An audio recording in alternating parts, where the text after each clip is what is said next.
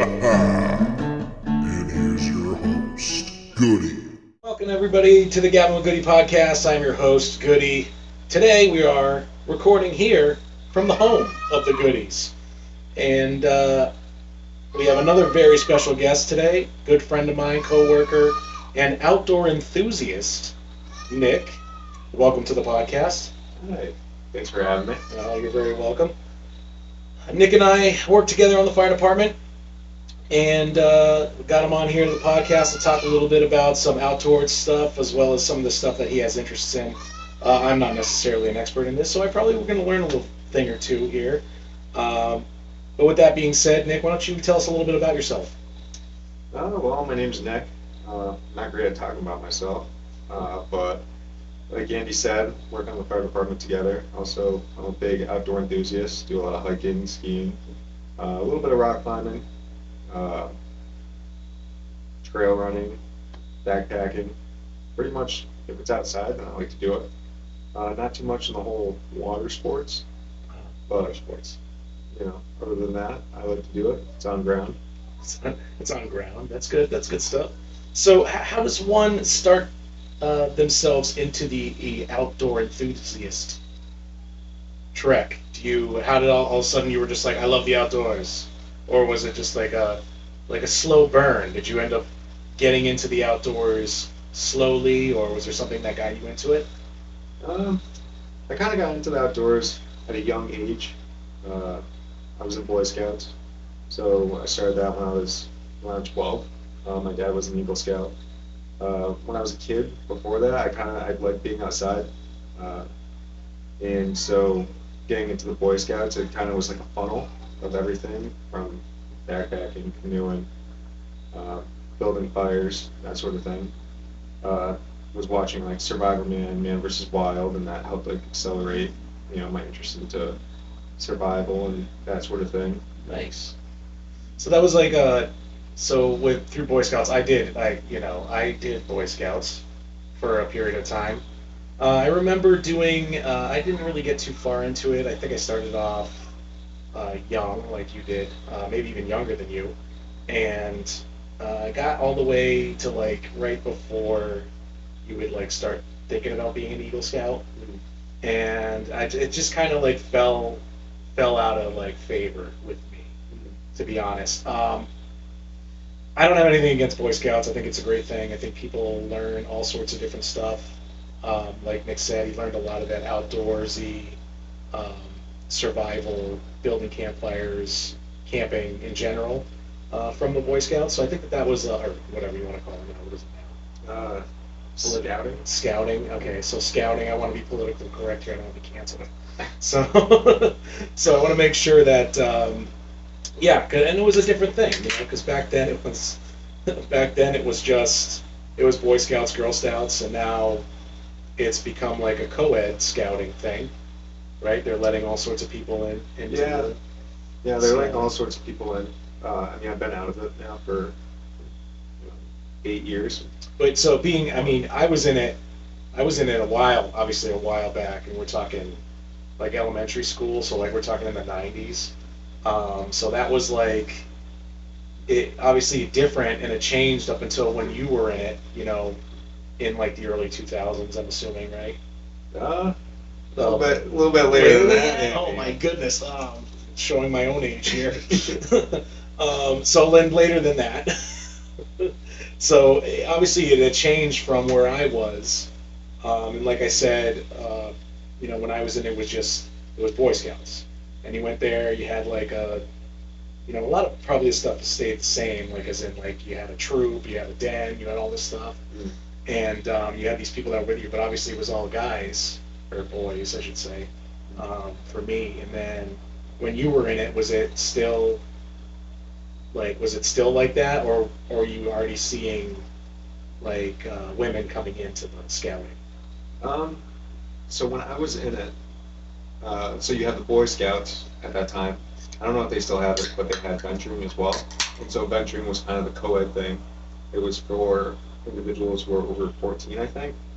So that's kind of where you got that co-ed mingle. I also worked at summer camp for like 4 years, and so we did have a couple women who was on the staff who I think they were part of venturing, and then as an adult, uh, if you were female, you could be part of it. But at that time, venturing was like the main way that Yeah, that women was became like a part the of it. co-ed thing. Yeah. Um, I dated an individual who was on Venture Crew, a female, obviously. Not obviously, so I shouldn't have said that, but you know what I'm saying. I dated an individual, and she was in Venture Crew, and she worked at summer camp there, and I kind of that was like my first introduction to the whole, co-ed version, and I talked to her about it, and this was a long time ago, but we had talked to her. I had talked to her about what was the difference, you know, and she seemed to say like, obviously when you think of Girl Scouts, what do you think of like selling cookies, Selling cookies. things like that? And she was like, I wanted something that wasn't that. I wanted something that was more like a Boy Scouts, and but obviously Boy Scouts was kind of a thing that you couldn't get into, she being the same age as me. Yeah. So Venture Crew comes around, and they, that was like her way to get in. And they did a lot of the stuff that we did as Boy Scouts, the camping and the fires and the summer camps. Not to say that the Girl Scouts didn't do that, but it just seemed more. I mean, masculine, Yeah. right? Like that would probably be the word. I'm just going to use that. I'll just use masculine as just a masculine viewed thing, right? Because it was, like she was saying, Girl Scouts was more of like, oh, hey, we sell cookies. Hey, we, sew our badges on, and hey, maybe we make a sweater here and there or whatever, Yeah. And that was just, it was a product of its time. Yeah. Right, we'll say that. It was a product of its time. Hey, those cookies are still good. I mean, and they made a monopoly on these cookies. Yeah. They're on all sorts of things now. You're talking like, Girl Scout cookie ice cream through all sorts of different, brands, and like Girl Scout cookie flavored coffee and all this stuff. Yeah. So I mean, they did something right. And I mean, all I remember when I was a Boy Scout, all we sold was like popcorn. Popcorn. Yeah. So we're like, hey, you guys want some popcorn? And everyone's like, God, I guess. You guys sell anything else? And then the Girl Scouts would come around and be like, I'll take 18 boxes of, what are those ones that are like super chocolatey with the peanut butter? Tagalongs. Those are the ones. I'll take 18 of those. And meanwhile, I'm over here at my Boy Scout table with a table full of tins of popcorn. And people are like, that looks stale. From a distance, they're like, it's not going to work out for me, I don't think. Well, that's what it is. I feel like, being a kid, if someone had a tin full of popcorn, it was always stale. Yeah, It was never good. Yeah, that was the gift that you gave someone that you were like, yeah, you came, and I have this tin of popcorn. So here's the here's your gift from me, the great gift of stale popcorn from the Boy Scouts. So that was. I mean, I remember it was good times. We had a lot of fun when we were younger, and we did like the summer camp thing. I don't think I ever did any overnight camps. I think I was still kind of young for that to be a thing for me. And then just like people just started getting out of it. Next thing you know, like, say I had like 10 guys or 10 kids in my group, and it was turned into 10, turned to 8. 8 turned to 5, and then next thing you know, everyone's like, I think we're done. Perfume and gasoline, that's what they call it. Women in cars. Yeah, there it is. And I think that you're probably right, because I think it was right around like middle school time, and people are just like, nah, I think I'm all set now. Yeah. Which is, it is an unfortunate thing, but there's nothing you can really do about it except turn it into something else, right? Like, well, what would you even do? Like, you want outdoors to be exciting? Yeah. But then when you get to that age, like you said, perfume and gasoline, right? Like you could care less about walking around, now you're getting ready to drive, or you can care less about doing anything, and now you're thinking about girls or boys or whatever you do. Yeah. So I understood back then that it was, a passing fancy for me, I guess, because it like I said, it was fun, and then it was like, then it became, it wasn't like an inconvenience, Mhm. but like, as I got older, it was more like, okay, I'm into football and like weightlifting and prepping myself for like sports. Yeah. Whereas back then I was like, oh, this is fun to do with my friends, but then when all your friends are gone, Yeah. what are you gonna do? You know? So you're just kind of like, I think that's it, and then you get out of it, and then here I am. Yeah. So, I mean, again, all the props to you for sticking with it, as long as you did, to get to that point. Yeah. Yeah. I mean, I never did Cub Scouts, and Yeah. so like growing up, I always had this idea that the Boy Scouts was, everyone liked hiking, everyone liked camping, everyone liked building fires and stuff like that. And, there was people in the Boy Scouts that liked to do that, but it definitely wasn't, I thought, the majority Yeah. of what it would be. Um, and the thing with the Boy Scouts is that there's just so many different things you can do with it. And so, if you're into camping, there's that. If you're into uh, boating, canoeing, you could do that. If you're into weaving baskets, you could do that. And then, you know, if you're into cards, like Magic, for Yeah. example, like when I was in Boy Scouts, that was a big thing that a lot of kids were into. And I wasn't into it. Yeah. I was in the Boy Scouts for like the outdoors aspect of it. But going back to what you said about, like there's things that can kind of take you away from it, and I think that sports was a big thing. Yeah. And then, like I said before, the gasoline, perfume, kind of life. Yeah. And I also think that the Boy Scouts has a bad stigma around it. Okay. Yeah. Kind of like people think it's nerdy. Yeah. I can see that. Yeah.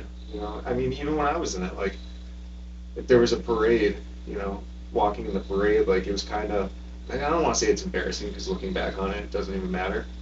But it's kind of like, I think pop culture makes it the nerdy thing to do. But it's really not, you know? Yeah, and I think that you're 100% correct on that. I feel like that's what it was. A lot of people, like you said, you kind of grow up, and you're like, I don't want to be known as the guy who's like here with my kerchief on and my khaki shorts and high socks. Yeah, high socks. Yeah. I don't want to be known as that guy. But and like you said, now you look back on it. And it is just the sense of, well, obviously now being older and more mature, you're like, you learn more from something like that than, you did from sitting at home. Like, there's things that you learn from sports, but there's different things that you learn from, scouting, like you said, a lot of life skills stuff. Mhm. Whereas, football or like, hockey or whatever sport you were into, taught you things about like working together and like teamwork, but it didn't necessarily tell you how to go outside and start a fire or build a shelter. It didn't tell you any of that, and you were just like, oh, now everyone's like, oh, let's do all this survivalist thing, and you're just like starting from scratch because you don't know how to start a fire or you don't know how to chop down a tree, even though it's fairly simple, I guess. Yeah. So I mean, it did change, and like you said, that stigma made it, I think, less interesting for people. And then just like everything else, controversy and Yeah. all sorts of stuff down the Boy Scout More rank. recent years. Yeah. So I mean, like, it obviously they didn't do themselves any favors, and kids just started to get out of it. I'm sure the numbers are what they are now. Yeah. You're going to get, like you said, a certain group of kids that are going to be into it, and you're going to get some kids that are into it for a little bit and then get out of it, and then there's just kids that are just not into it. Yeah. As a dad, I don't know. I don't know if I would think that it would take my son being interested in it for me to be pushing into it. You think about it right now as a parent. I'm not necessarily worried about, whatever controversy, that's going on. I'm more worried about if my son is going to be interested in whatever it is that he's going to do there. And if he's interested in that, then okay, yeah, because you can't really force him into it like a sport. Yeah. Like I not to say again, not to say that I'm forcing my kid to play sports, but I want my kid to try these things. Like I want him to go out there and play soccer or play t-ball or do basketball.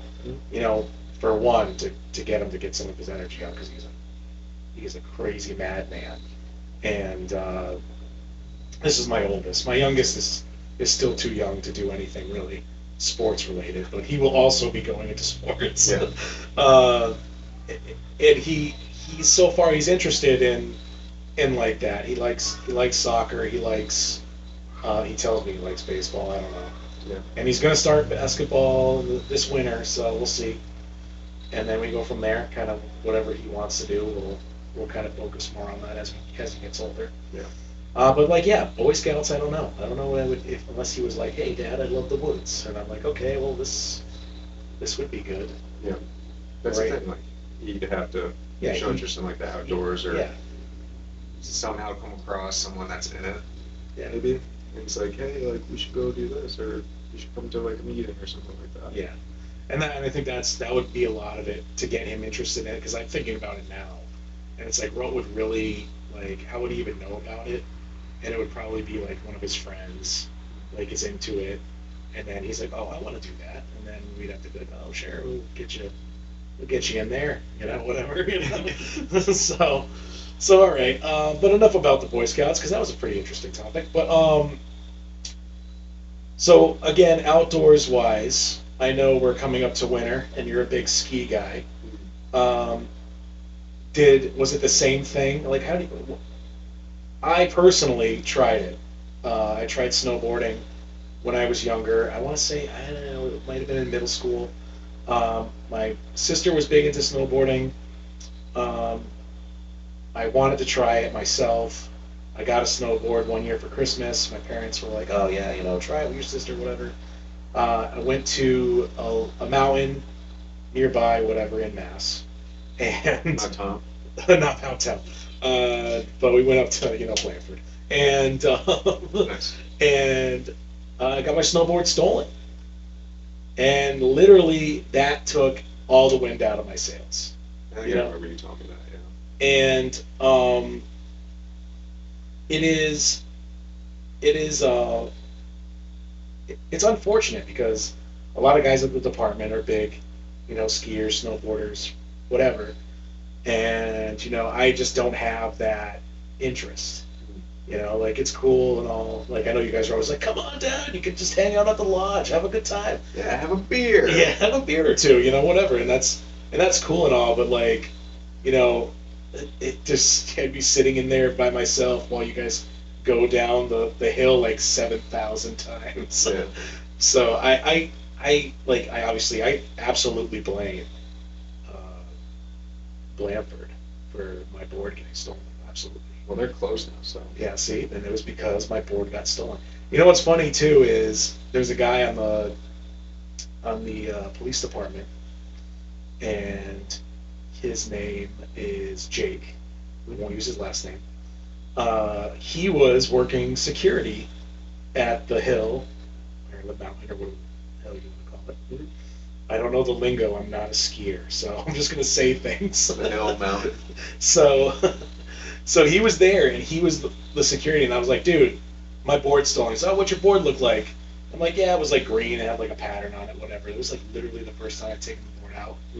And he's like, oh yeah, we'll keep an eye out for it, and yeah, that's like one of like 5 boards that got stolen today. I was like, oh, thanks. Yeah. The confidence is way up there right now that this board's coming back to me.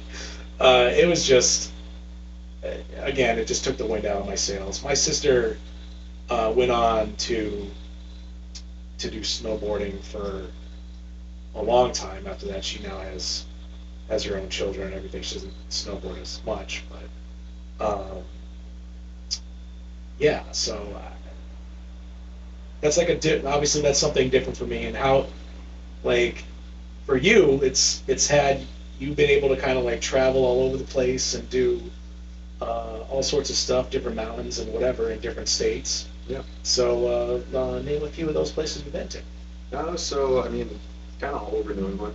I have a band, so I've been out west. Took down its inaugural trip to Colorado and did some skiing out there. Went to Breckenridge and Vail. And then I think it's Purgatory, maybe? It's near Durango. So went out there, ski out there, Vermont, New Hampshire, some backcountry. Uh, Going back, I started skiing when I was 19. So I got into it kind of late. It wasn't something that I started when I was a kid. It is my favorite activity now. I love it. Yeah. But I think growing up playing hockey helped me kind of shift into skiing. Okay. uh, Makes sense. for like stops and edges and stuff like that. All right, I see what you're saying.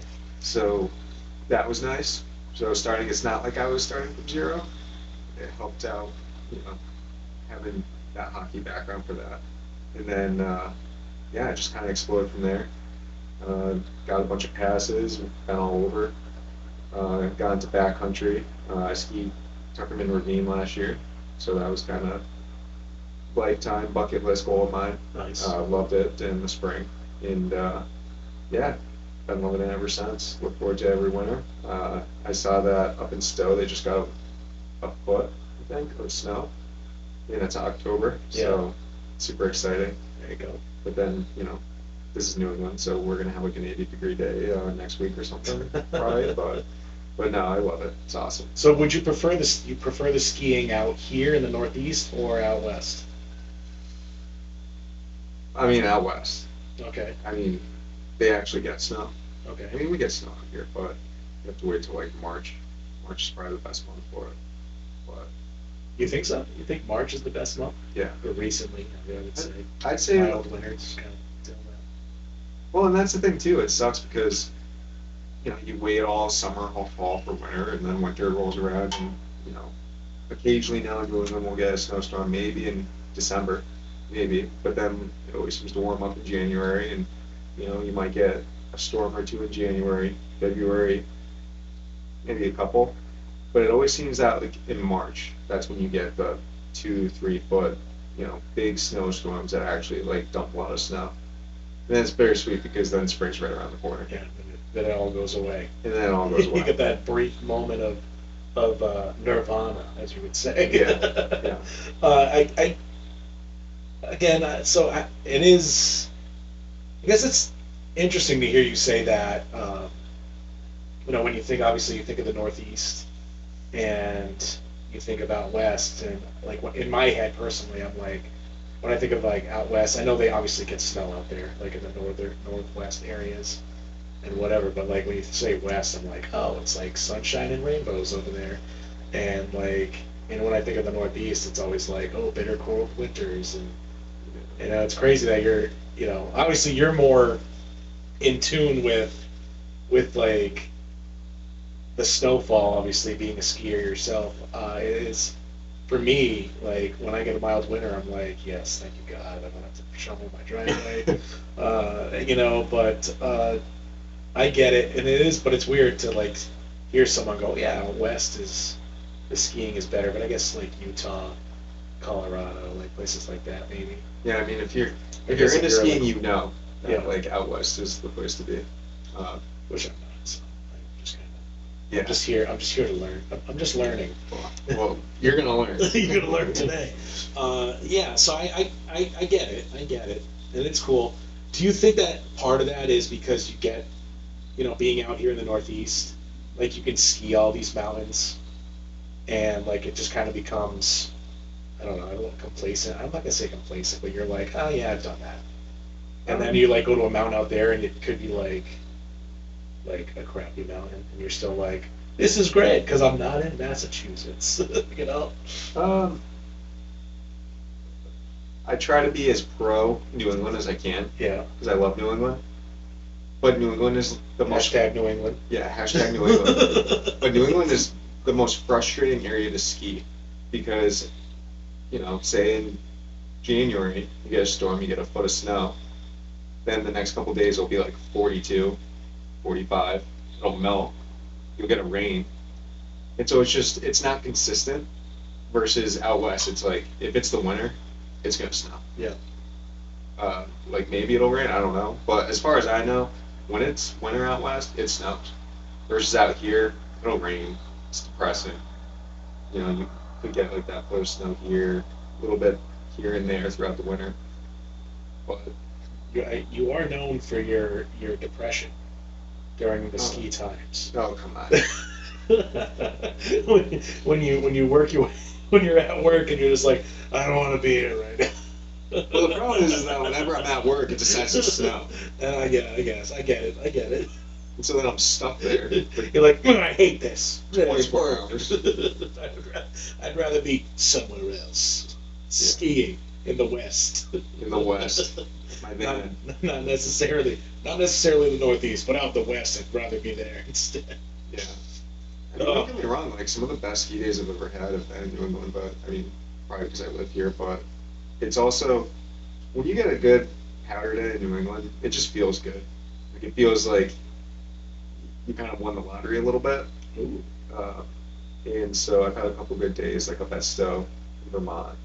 Had some days up there. You know, there might be some listeners that are like, "Ooh, Stowe," Yeah. because they got bought out by this like bigger company. Okay. Vermont was like known for having, you know, the resorts that kind of had character. There's all kind of individual, and then there's been like passes over the year, these big corporations that come in and buy a couple, and you know, so you get passes that get you into a couple different mountains. Yeah. But a lot of people think that, you know, Vermont's becoming more corporate. I mean, it has. Losing its identity almost, right? Yeah, yeah. And a lot of people say that about Vermont. New Hampshire, on the other hand, I think still has like some identity. I mean, don't get me wrong. Like, there's resorts there that have been bought out by big mountains, but there's also a lot of independent resorts out there that still have like some charm to it. I Yeah. mean, Cannon, uh, for example, in Franconia Notch. I mean, that's on the Indy Pass or Independent Resort Pass, but I mean, that's a huge mountain that when it snows, it's really good. Yeah. I mean, the downside is that it's kind of in a funnel, so it gets a lot of wind, so it can be pretty icy. But I think that New Hampshire is a good mountain, or has good mountains. Good state with good mountains. Good state with good mountains, 4,000 footers. There you go. But I mean, if I had to choose between only skiing in New Hampshire or only skiing in Vermont, it's tough. Vermont, I think, gets better snow. So it's just not necessarily the mountain, but the snow, the conditions. The conditions. All right, I got you. So you guys do, like I had alluded to earlier, a bunch of the guys at the department do now what is becoming an annual trip. Is there any talk about going on that trip instead of going to New Hampshire? You guys go to like Vermont. This year? You guys are going to Vermont this year? Yeah. Well, there you go. See, I'm not even in the loop, so I don't know any of this. Yeah. Or Andy, you know. Yeah, I know. You guys are always inviting me, and I'm just not going. So Big bummer. Yeah, but I'm trying. You know, I just wish I could get into it. I love like New Hampshire. I love like especially where they go, the White Mountains. Like my wife and I, we go to the White Mountains like almost religiously every year, and Shout out Christmas Tree Inn. yeah, Christmas Farm Inn. That's right. I love me some Christmas Farm Inn. We didn't go this year. I don't know if we're actually gonna go this year, but yeah, a lot of good memories up there. Even with my family, we used to go up to Jackson and Conway like all the time. My parents had a camper. We used to go up there as a family. We would just find a campground and stay a week. Tubing down the river.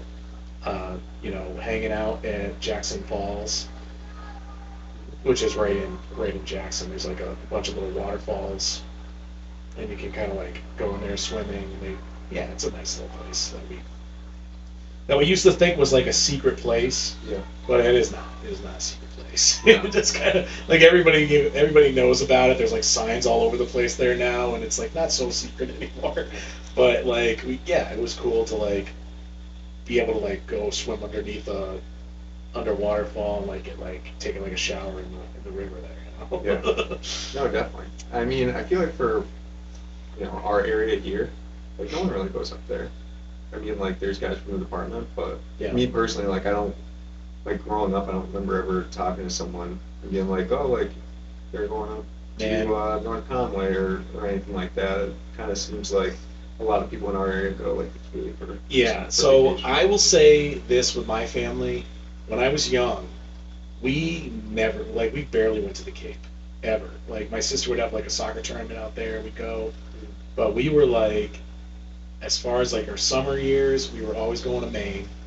Maine was, like, our 4th of July week. We'd go up to Maine, preferably southern Maine. And, Like we York? stayed Wells. Wells was where we went, which is, like, right next to York, pretty much. Um, and we would go there, and that was like our, like, to people, like you said, people around here like to go to the Cape, and that was our Cape. Like, we would go up there and spend the week. Like I said, 4th of July week. We had like cottages up there that we rented, and it was like a yearly thing.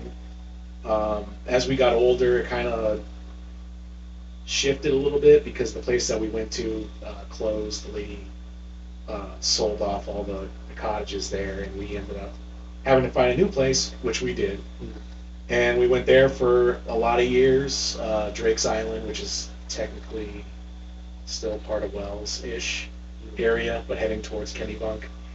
And we would stay there. And now we're staying in Moody Beach, which is, again, technically part of Wells, but in like the beginning part, closer to Agunquit area, not necessarily that close, but closer to Agunquit than the other direction. And that's what we did. We used to do all these trips in New England, and I want to say, like, I want to try to make that experience for my kids too, because I feel like we did a lot of like summer trips to like different New England states, and even though we would go to like a lot of places more than once, like we always used to love to go to Lake George. So we go to Lake George in New York, and we would do, as kids, where we Great Escape, all these different things. And like all my parents like made an effort to like make it so that we weren't the kids going, oh, I want to go to Disney World, or I want to go to, I want to go to Florida, I want to go to California. We did those things, but it's crazy to me now. Like I see these guys like at our job that are like every year they're like, I'm going to Florida, Disney, we're going to Disney. Yeah. And like in my head, I don't know if it's just because the way I was brought up or what, but in my head I'm just like, that's not like it, like I don't, it like baffles my mind. It's even more expensive now. Yeah. But like these guys like budget to do that, which is good on them, because like I couldn't do it. I'm like, I have a hard time budgeting for a trip to like Maine, let alone a trip to fly down to Florida for a week and spend 4 days at a park. Won't be cheap right now. Yeah, well, yeah, unfortunately. Yeah, I've never been to Disney. We talked about, me and Matt on an earlier episode of the podcast. Talked about Disney. The last time I went to Disney was in 2000. So You were a young lad. yeah, I mean, we went before that with my grandparents, and obviously my family and my grandparents went with us. And I was younger, obviously, and I didn't do a lot of rides back then. And actually, Space Mountain was like my first roller coaster that I actually went on. So in 2000, however old I was, we, I went on Space Mountain. That was like the first time I went on an actual roller coaster. But the year before that, I like didn't want to go on anything. Like I was like, I didn't like roller coasters. I didn't like being in the dark. I didn't like all this stuff, and like that's why I think my parents asked my grandparents to come with us, so then there was someone there to sit with me while I didn't go on half the rides. So, but it was fun to go there when I was a kid, and but like I said, it was special because we didn't do a lot. And like I think that would be my biggest fear, is that if I were to say, hey, every year now we're going to Disney. Mhm. Like my kids would just expect it. Yeah. And then they wouldn't be uh, appreciative of going down there when we do decide to eventually go down there. Mhm. And I don't want that. Yeah. Like I want my kids to be like all excited about going there when we can finally say, hey, we're gonna go there. I think they would be. So and that's why when we like I never missed out. I didn't feel like we missed out because we were going to places like Conway and like northern New Hampshire and like Lake George and places like that. We did amusement parks. We have an amusement park right down the street. Six Flags, Riverside. Yeah. At the time, like it was down there. Like if that was something we wanted to do, we'd just go there. Yeah. Um, Our area was kind of spoiled. Yeah. We kind of grew up with that amusement park atmosphere. Yeah. It was right there. It was exactly, and there was, but like it helped you. I'm trying to get. I'm rambling around this, but like getting to the point now where that like these trips in New England are like still like enjoyable. My kids love going to Maine because we're going to the arcades, and these are all things that I did when I was a kid that made that experience fun. And we did like all these. I don't want to call them like roadside attractions, but like when we were kids, we were doing all these. Like my parents would find like all sorts of crazy things to like go like Clark's Trading Post, and we're watching the bear show, and we're going on the train. And Wait, where's that? It's up in Jefferson, New Hampshire. Okay. So that's like, oh man, I want to say an hour north. Is that up 93? I don't know. We haven't gone there recently. But like when I was a kid, we went there, but it was like, it's like the simplest things. Like you were on a train and they had like some guy dress up as like a crazy lunatic hobo guy. He had like a little car, and they called him the Wolf Man, and he's just like chasing the train, and he's like, get off my land, and everyone's like, boo. Wolf Man. But it was something that, look it up, I'm telling you, man, it's a thing. Is that by Santa Village? Yeah, it's in the Over same general vicinity, I believe. It might not even be. I might be getting the towns mixed up. Jefferson might be where Santa's Village is, but anywho, you guys can look it up if you're really that interested in it. But Clark's Trading Post, and places like Magic Forest, Storyland, like these were things that we did as kids that were just like, you look back now and it was like, as a kid you loved it so much. We went to like Magic Forest, and I talked about this with my buddy Jim. We went to Magic Forest when we were way too old to go there, just to experience it as like older kids. And it was like, you looked at it and you're like, this is great, and you were just joking around, but you're like, well, it was like the corniest thing you'd ever see in your life. Like these like ceramic statues all built up. There's like one of like because it's Magic Forest, so it was like fairy tale based, and there's this big giant statue of like King Cole, old King Cole or whatever, and like he had a baby face. Like the face on the statue was literally a baby's face. And I was like, wow, it's like a thing of nightmares. We have a picture. My sister is standing next to a statue that looked like the girl from The Ring. Hair down in front of its face, and it was like making a weird, like its mouth was. Is that like a movie? Yeah, right. Yeah, I know. You're not a big movie guy. I get it. It's Turning into one. But it's a The Ring. It's that scary, like during Halloween time you see like girls dress up in like that white dress, black hair like in their face. Yeah. I can't remember the character's name. I think it's like Soraya or something like that. It's originally a Japanese movie that they converted into an American movie. But there was like a statue that looked just like it, and I had my sister like take a picture next to it. But then like this is like the things that we were just like, when we were kids we used to love this nonsense, and it was just it was fun to like see it as an adult and be like, wow, it's like the simple things that really made us. You're just walking through as a teenager. Yeah, what I mean, they had rides and stuff, but then they had like things like the diving horse, like things that you can't like. The diving horse. Yeah, they had a horse that would go up like a ramp all the way to this thing, and it would just dive off the Like a real horse. real horse, Really? Like dive off in the water. dive off into a pool, my friend. Really? Yep. Well, not a pool. It was like a tank, Oh.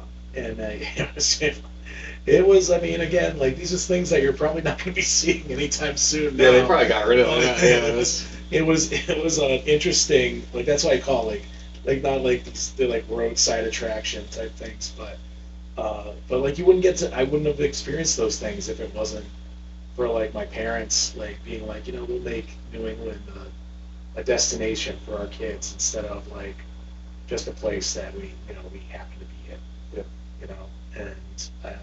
and I'm appreciative of that, and I'm trying to instill that into my kids so that when we do eventually, because their kids should go to Disney at some point.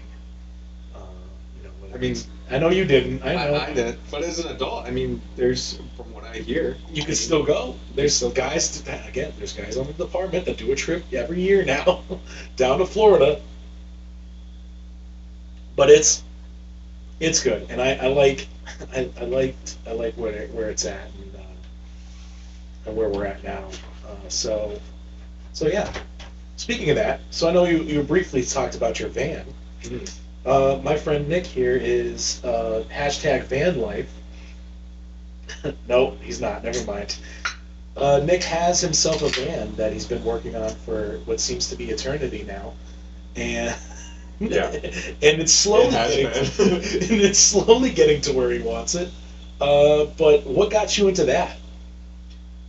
So it was like senior year of high school, and I mean, social media I think had a big influence on that. But YouTube, just seeing YouTubers who were living in Volkswagen Vanagons, the old like hippie style Yeah, yeah. vans, and I just thought that was so cool. Just having the freedom to go wherever you wanted. You had all your stuff with you. Uh, and so that's kind of what got me interested in that.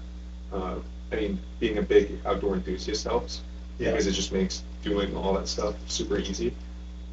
So yeah, it kind of blossomed from there. I was trying to save up money to be able to do it. Watched hundreds of YouTube videos, and eventually, like you just gotta pull the trigger, and that's what I did. Would I get a different fan? Yes, I would. Would you say that now that you've been doing it for however many years, we don't have to say the actual year amount. Eternity. So now, would you have bought something? Would you have preferred to have buy something that was already done? Um, no, No. no. I think the problem is that I took too long to build it out. Uh, and there's some things that kind of happen. For instance, like So again, I'm gonna have to do a little bit of a voiceover here for the podcast. The audio becomes unusable at this point for about 2 minutes, 3 minutes.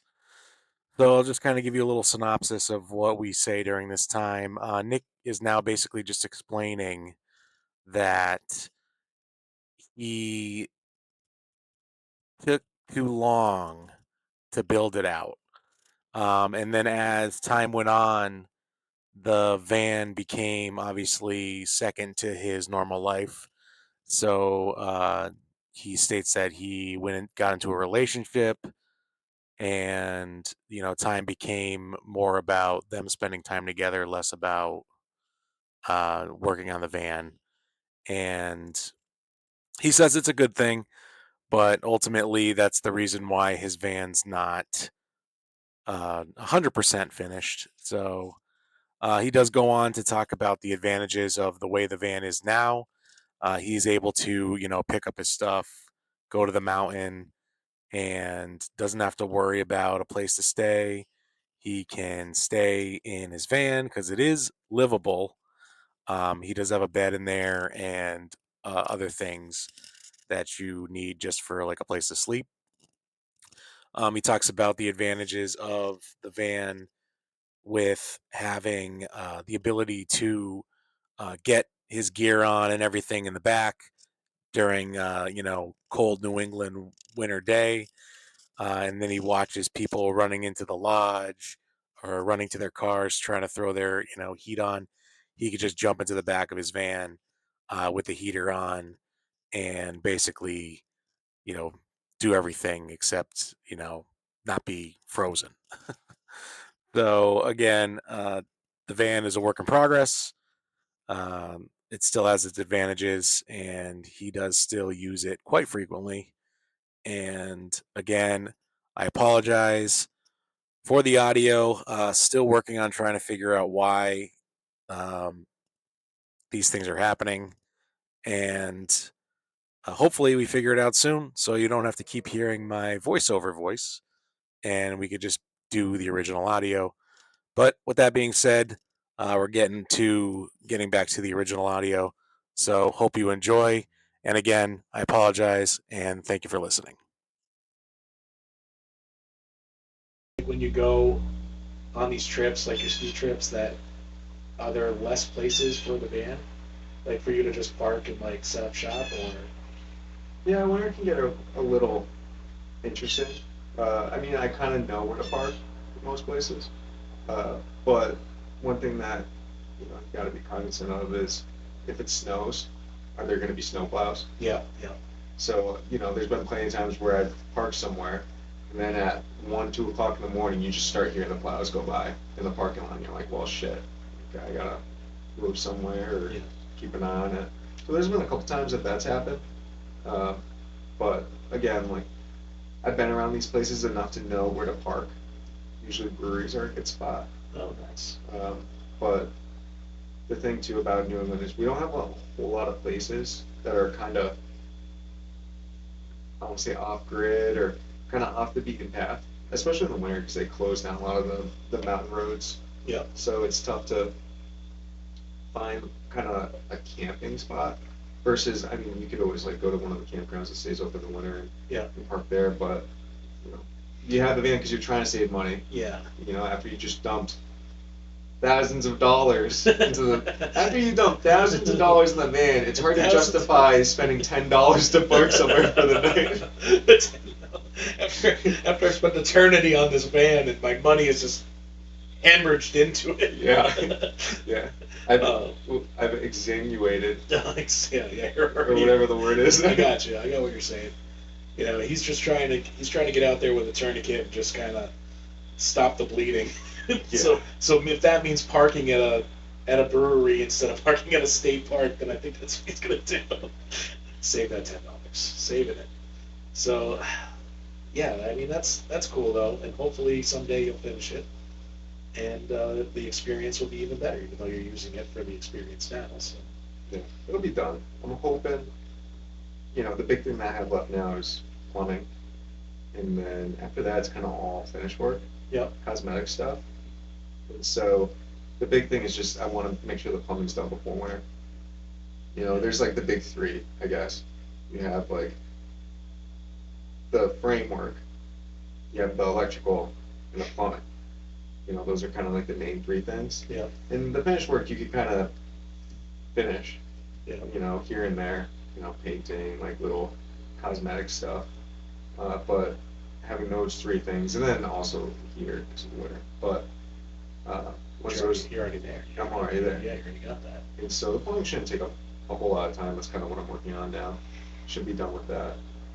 And I'm Nice. hoping, I mean, should be before December. I want to save that. Knock on wood.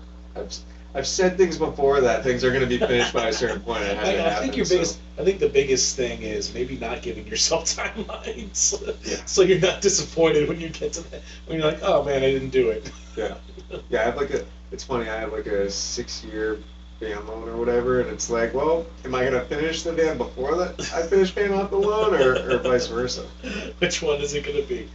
All right, so Nick, we're kind of going to wrap things up here. Again, thank you for coming out. Thank you for the beverages. I Yeah, didn't no thank problem. you before. Yeah, they're Hudson North Hudson North. out of New York. It's a cider. Very nice. Very nice. So I do enjoy mine, even though I'm drinking it slowly right now. But I do enjoy it. Hudson North. orange and green. Feel feel free to sponsor if you're listening. But anywho, Nick, again, thank you for coming on. It was great talking to you about all sorts of different stuff. Hopefully, we can have you on again at some point. Yeah, definitely. Thanks for having me. And as always, you can expect great conversation like this and every time on the Gabbin with Goody podcast.